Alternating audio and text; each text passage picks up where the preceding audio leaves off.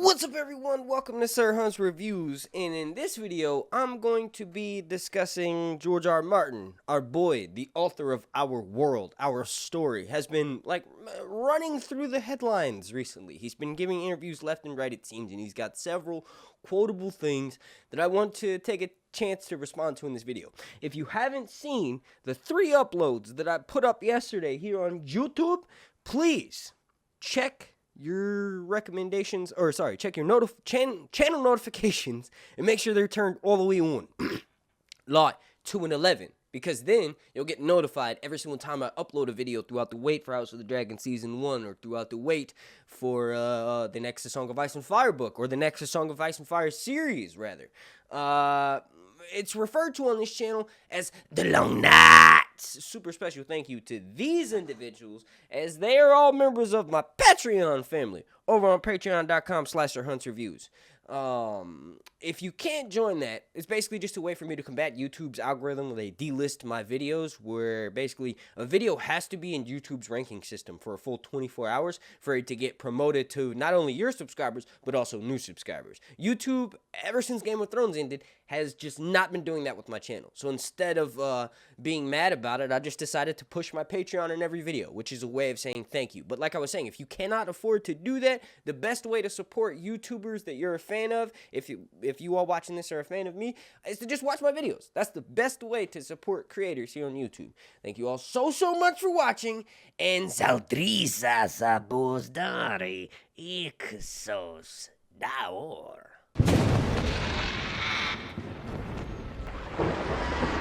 Alright, so jumping right into it, first things first, George R. R. Martin, and this is from an interview he did with NME, which is a news TV online magazine, and basically he says this is about George R. R. Martin and how he felt writing The Red Wedding, which I thought was pretty interesting. I finished the entire book, except for the Red Wedding chapter, Martin told The Independent. That was such a painful chapter for me to write. Losing some characters that I'd come to know and love. 9 years I'd been with these characters, and now I was going to kill them off. Horribly. That was difficult.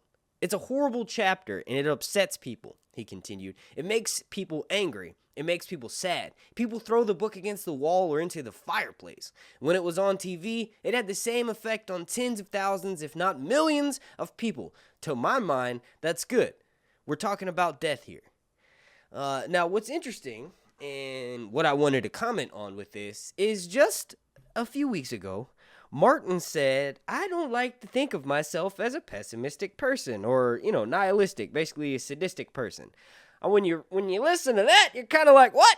Are you happy that everybody's sad that you killed off everybody's favorite fucking characters? But I will say this, when you read The Red Wedding, or when you listen to it, it's so much different, right? Like, the intensity is there, but in the books, the Red Wedding itself is kind of drawn out over a few chapters, and there's other POVs in between that sort of give you like a pacing break, right? So we're sort of witnessing the events of the POV, or we're witnessing the entire events of the Red Wedding through the eyes of Catelyn, and then it'll switch to Arya's POV, who's like on the outside of the twins, sort of trying to get in with the Hound, because the Hound is trying to ransom her back to her brother and her mother, who's, the King of the North. But it's actually a little bit more twisted on the TV show, in the sense because Robb's wife, Jane Westerling, is there, and she's stabbed in the belly, and Robb's heir, little baby Ned, is probably dead. Now, in the books, it's a little bit different because Jane Westerling's not there. Robb actually leaves her at, if I'm not mistaken, he leaves her at River Run because she'd be more protected there. But also, Jane Westerling's mother is giving her moon tea every morning, right? At least that's what she tells Jaime in, I believe, in A Feast for Crows. She says she's certain that her daughter, Jane, is not with Robb Stark's heir. She was giving her moon tea every morning. What's interesting is that Jane tells Catelyn at the in A Storm of Swords, really close to where the Red Wedding chapter happens through Catelyn's POV, that Jane tells her, Robb's wife, Jane tells Catelyn, Robb's mother, Lady Stoneheart, soon to be, that she's taking fertility tea every morning. So it's kind of interesting. She's taking moon tea there. But it's just, I don't know. I just thought that was a pretty interesting quote. One of the things that will be like this in the new series House of the Dragon will be blood and cheese. 100% blood and cheese. So basically what happens is Lucerys One-Eye kills, Aemon One-Eye kills Lucerys above Storm's End while he's on a sort of like a mission in which he's going to go treat with the Baratheons and try to get them to pledge fealty to his mother Rhaenyra's side. And because Lucerys is sort of like an envoy, he's not going to fight Aemon. Aemon taunts him, and then ultimately Boros is like, yo, you cannot attack him under my roof because he's an envoy. You can't do that. So ultimately, Lucerys hops on his dragon, Erex, and flies off, and there's a storm happening, obviously. It's called Storm's End, right? And because of this, and Erex is the younger dragon, Lucerys is having trouble stay afloat. So Aemon hops on his dragon, Vhagar, and goes out and kills Lucerys. And the response to this is blood and cheese. Daemon hires someone who used to work for him on the Gold Cloak's blood and a rat catcher named Cheese through via Mysaria, who's still in King's Landing. She then sends the two of them through Maegor's Holdfast and through the secret inner workings, right, in the Red Keep, and they go to King Aegon II's wife. They go to her chambers and tell her, look, baby, pick which one of your kids you want to die. If not, we'll kill all of y'all and everybody.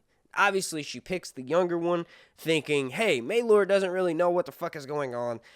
It would be less of a painful death for him in the sense that he's not aware. And also, Jaehaerys is Aegon II's heir, so we kind of can't have him die because he's the heir to the Iron Throne. Obviously, they kill Jaehaerys, and they're like, you hear that, boy? Yo mama wants you dead. And then that scene will probably be very similar. They may actually enhance it where some of the other characters who die afterwards in the events that follow up the blood and cheese scene, they may enhance it where they're actually apart, and maybe Helena is killed in these moments. Like, she doesn't necessarily serve a massive role in the later events. She kind of becomes just melancholic and ends up killing herself by throwing herself out of a window into the dry moat that lines Maegor's Holdfast. It's filled with spikes. Maegor's Holdfast is a castle within a castle, so it's inside the Red Keep. But I just feel like that would have a potential to be another Red Wedding-esque type moment. But just sort of continuing on here, another quote that George said, and I kind of already talked about this, but I'll talk about it once again. George R. R. Martin, this is from that same interview, and he says, I don't understand it, you know? Okay, you love a show, you love a character, what's the worst? It's either going to be a good show or a bad show, or a mediocre show. Some episodes are good, some are bad. Why are some people getting so crazy about it? George, you just said you like that kind of reaction. When people throw their books against the wall or throw them in the fireplace because of what they just read and how their favorite characters died. Or the same for on the TV show, how people smashed their monitors and broke their TVs and shit. Like, you just said you like that kind of reaction, but then you get this kind of reaction and it's negative, and guess what? You don't like it. You kind of have to take the piss with the shit, buddy. You can't separate them. But yeah, like I've kind of already made a video on this. Check the link down below in the description if you want more in-depth details. But he also goes on to say, like, if you don't like a show, don't watch it. How has everything become so toxic? That I kind of agree with. I've always sort of said, if you don't like something, it's as simple as don't watching it. Like, for instance, I watched and reviewed the first 3 episodes of Wheel of Time, and then I told myself, why the fuck am I watching this? I hate this show. It's utter bullshit. It's crap. It's not even close to the original Wheel of Time books, and it's just a terrible show. And if I make videos on it, I'm just going to be blasting the show out of its own ass, like the entirety of the video. So why do I make a video on it? Why am I watching this? And I stopped. So I do kind of agree with that sentiment. It's like, if you don't enjoy something, you don't have to watch it.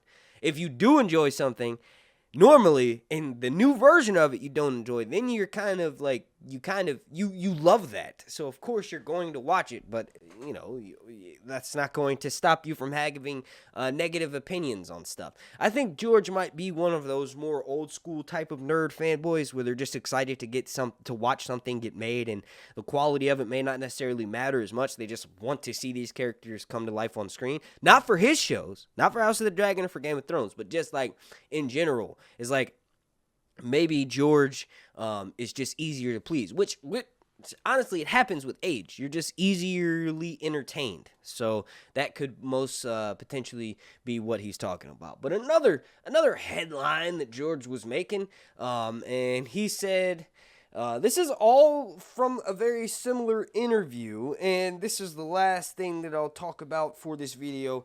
George actually says that Star Wars has a higher body count than I do. He goes on to say, in the very first Star Wars movie, they blow up the entire planet of Alderaan, which has like 20 billion people on it, and they're all dead. But you know what? Nobody cares. Everybody in Alderaan is dead. Okay, we don't know the people in Alderaan. We don't feel their deaths. It's just a statistic. If you're going to write about death, you should feel it. So he's basically blasting other fandoms. I think George is doing these. This is mostly all from one interview, but he's doing these like, I'm going to say whatever the fuck I want kind of thing, because he's at that age, and he's at that moment in his career where he has fuck you money, and he doesn't really have to care what other people's opinions are. Like, it doesn't matter. His stuff is going to get made. He knows it's going to be successful, and he doesn't have to worry about being canceled so much for things that he's saying. Not that he should, because this is nerd boy talk, but I'm just saying. It seems as though George is at that point. And in my opinion, I think that means that Winds of Winter is almost finished, because, like, why would you be taking so much of your precious time giving these fucking interviews if you haven't finished Winds of Winter? I'm just kidding. But this seems like a really good point to wrap this video up. Hopefully you guys like this weird little format that I did with the 2 cameras. I want to thank every single person right here. They are all members of my Patreon family, and they're the executive producers of these videos, and without them, it really wouldn't be possible. If you are watching this, want to consider joining and leaving a little monthly tip, consider checking out the link down below in the description, or just watch my video here on YouTube and subscribe. That's like the best thing that you could do to support creators that you love here. Please slap a like on this video. The like goal is going to be 420. And my name's Mark. This has been Sir Hunts. Thank you for watching. Along night, Zeldriza spustare, exostar.